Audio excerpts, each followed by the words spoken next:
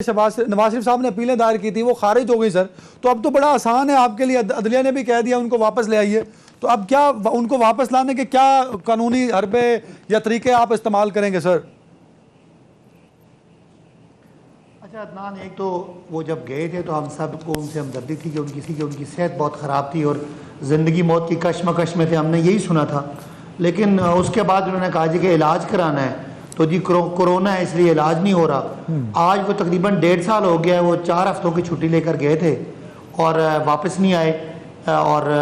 اب تو پتہ لگا کہ بیمار بھی نہیں ہے، وہ آنا چاہتے ہیں لیکن ان کی صحت کی کوئی، ان کی زندگی کوئی ضمانت دے۔ ایک تو یہ بات ہے، دوسری بات یہ بڑے ببانگ دول کہتے ہیں کہ جی ہم پہ کرپشن کا ایک پائی ثابت نہیں ہوا۔ عدنان، پاکستان میں جو قانون ہے اس کے مطابق یہ میں آج ایم این اے ہوں اور حکومتی ایم این اے ہوں، میرے حلقے میں 7-8 ارب کے کام لگے ہوئے، اگر میں کسی ایک خاص سیاسی شخصیت کے حساب سے 10% کی میں کمیشن لوں تو مجھے 70-80 کروڑ روپے مل جائے گا، اور ظاہر ہے میں کو اس کی رسید تو دوں گا نہیں، میں 2 گھر فیصل آباد میں بنا لوں، 2 لاہور میں لے لوں، 2 دبئی میں لے لوں اور وہ اپنے کسی فرنٹ مینوں کے نام کر دوں، تو کل جب میں حکومت میں نہیں ہوں گا یا میرے پہ کوئی جو پکڑے گا تو مجھے کہے گا بتاؤ بھی تم نے یہ گھر کہاں سے لیے، تو میں کہوں جی میرے پاس تو کوئی مجھے قطری خط پکڑا دوں یا کوئی مصری خط پکڑا دوں اور وہ بھی عدالت نہ مانے تو وہ میری کرپشن ہوگی اور مجھے اس پہ سزا ہوگی۔ میاں صاحب کا جو گھر ہے وہ ان کے نام نکل آیا، انہوں نے کہا جی میرے بچوں کا ہے، بچوں کی عمریں بہت چھوٹی تھی، انہوں نے کہا پیسے کہاں سے آئے، انہوں نے آخر میں ایک قطری خط پکڑا دیا جو ریجیکٹ ہو گیا، لہٰذا میاں صاحب کرپٹ ثابت ہو گئے، ان کو جو ہے نیب نے سزا دے دی، اس کے بعد ہائی کورٹ نے ریجیکٹ کر دیا، سپریم کورٹ نے سزا دے دی، تو اب میرا خیال ہے کہ وہ واپس آئیں کہ نہ آئیں، سیاسی طور پہ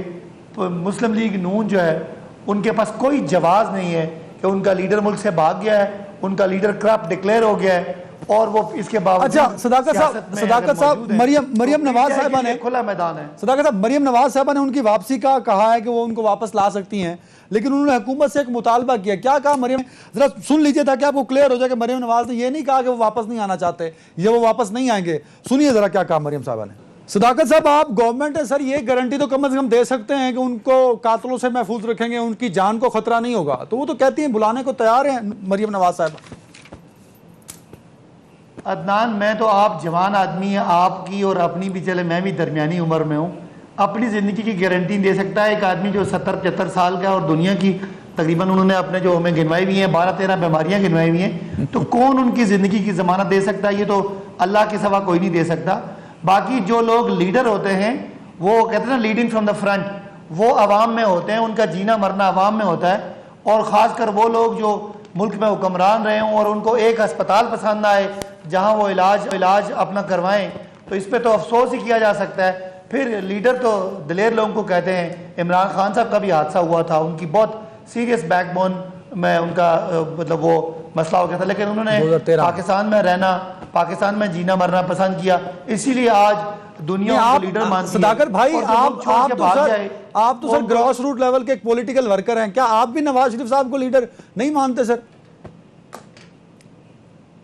دیکھیں نا، لیڈر ماننے کی بات میں تو ان کو نہیں مانتا، اگر میں مانتا ہوتا تو ان کی پارٹی میں ہوتا،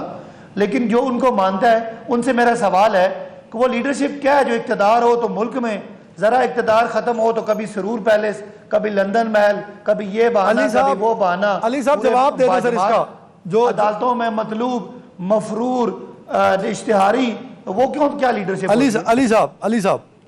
دیکھیں عدنان صاحب، گزارش یہ ہے کہ جو ہائی کورٹ میں میاں نواز شریف صاحب کی بیل جو ہے وہ اپنا خارج ہوئی ہے اپیل، وہ میرٹ پر نہیں، وہ ان کی غیر حاضری کی وجہ سے ہوئی ہے، اور عدالت نے اپنے فیصلے میں لکھا ہے کہ جب وہ واپس آئیں گے تو وہ اپنی میرٹ پر کانٹیسٹ کر سکتے ہیں، تو وہ ان کی غیر حاضری کی وجہ سے خارج ہوئی ہے۔ دوسری بات یہ ہے کہ یہ فیصلے کس طرح سے ہوئے، یہ ریفرنس کس طرح سے بنے، وہ آپ کے سامنے ہے سارے حالات، کہ جس جج نے میاں نواز سر یہ اتنا ٹائم نہیں ہے۔ صداقت عباس صاحب نے ٹو دی پوائنٹ ایک بات کی کہ لیڈر کو ملک میں ہونا چاہیے، لیڈر کو فیس کرنا چاہیے، بیمار تو زرداری صاحب بھی ہیں، اور یہ بھی میں آپ کو بتا دوں وہ نواز شریف صاحب سے زیادہ بیمار ہیں۔ علی صاحب میں آپ سے وہی گزارش کر رہا ہوں کہ میاں نواز شریف صاحب واپس تشریف لائیں گے، لیکن اس وقت پارٹی نے بھی انہیں کہا ہے کہ آپ نے دیکھا کہ بے نظیر صاحبہ ملک میں آئیں، ان کی جان کو خطرہ تھا، انہوں نے واقعی رسک لیا، اور اس کے بعد ہمارے ملک میں ان کے ساتھ کیا ہوا, ہمارے ملک میں لیاقت علی خان کے ساتھ کیا ہوا,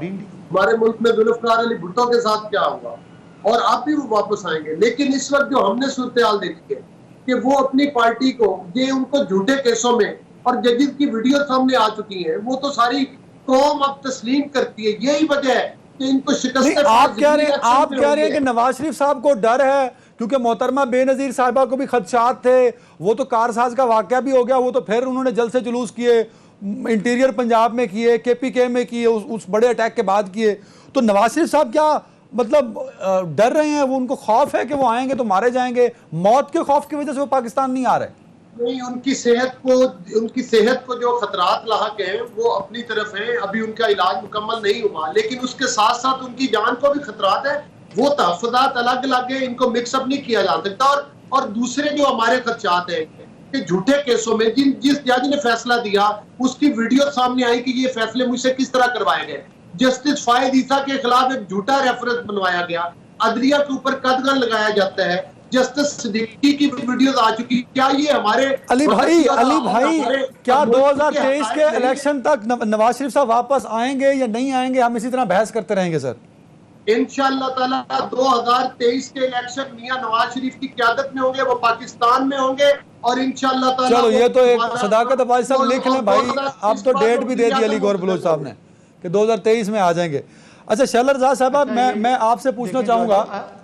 کہ بے نظیر صاحبہ کو بڑے خطرات تھے جب وہ ملک میں نہیں آئی تھیں, اور وہ ان کو وہاں تک تھریٹس پہنچ رہے تھے, لیکن وہ آ گئیں. پھر ایک بہت بڑا حادثہ بھی پیش آ گیا جہاں حملہ کیا ہوا, بے نظیر صاحبہ محفوظ رہیں, آپ بھی وہاں تھیں.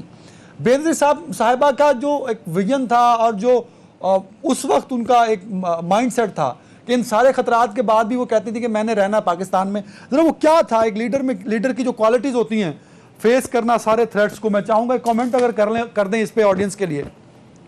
دیکھیے, میں یہ سمجھتی ہوں کہ پاکستان پیپلز پارٹی کی لیڈرشپ کو آپ کسی سے کمپیئر نہیں کر سکتے. ذوالفقار علی بھٹو شہید یہ جانتے تھے کہ ان کا جوڈیشل مرڈر کیا جا رہا ہے, تو ان کے لیے بھی اس وقت کافی ممالک کے جو ان کے فرینڈز تھے, جس کے بعد یہ کہتے ہیں کہ اسلامی دنیا میں لیڈرشپ نہیں رہی, یاسر عرفات, حافظ الاسد, اور یہ سارے جن کا ہم مختلف جگہ پہ نام مختلف طریقے سے لے رہے ہوتے ہیں, یہ سب ان کو کہتے تھے کہ آپ آ جائیں. وہ سمجھ رہے تھے پاکستان میں ذوالفقار علی بھٹو کی زندگی کو ختم کیا جا رہا ہے. لیکن اتنا صاف لکھ دینا کہ میں تاریخ میں نہیں مرنا چاہتا, میں ڈکٹیٹر کے ہاتھ مرنا پسند کروں گا. تو پھر آپ بی تو ان کی بیٹی ہے نا, اور وہ اپنے بھائیوں کو منع کرتی تھی کہ تم, خاص طور پر میر مرتضیٰ کو, کہ تم نہیں آؤ. بہن کی محبت سے مجبور تھی, اور پھر انہوں نے اپنے بھائی کی لاش اٹھائی. پھر انہیں معلوم تھا کہ دنیا کی کسی بھی جگہ پہ نہیں چھوڑیں گے, شاہنواز کی بھی لاش اٹھانی پڑی. اور پھر اپنے آپ انہوں نے ول لکھی. محترمہ کی عمر نہیں تھی کہ ول لکھی جاتی. وہ مجھے بتائیں کہ 50+ کے کتنے لوگ ول لکھتے ہیں. انہیں معلوم تھا ان کے ساتھ کوئی ایک پیج پہ نہیں ہوگا. انہوں نے ول لکھی اور پاکستان آئی. لیڈر کی نشانی یہی ہے کہ جد و جہد کے وقت وہ آگے ہوتا ہے, اور جب فتح مل جاتی ہے تو سم ٹائم وہ سب سے پیچھے, اور عوام خوشی میں آگے ہوتی ہے, اور سم ٹائم وہ ہوتا ہی نہیں ہے. مطلب میم شیلا میم, آپ بھی پی ٹی آئی کے موقف کو انڈورس کر رہی ہیں کہ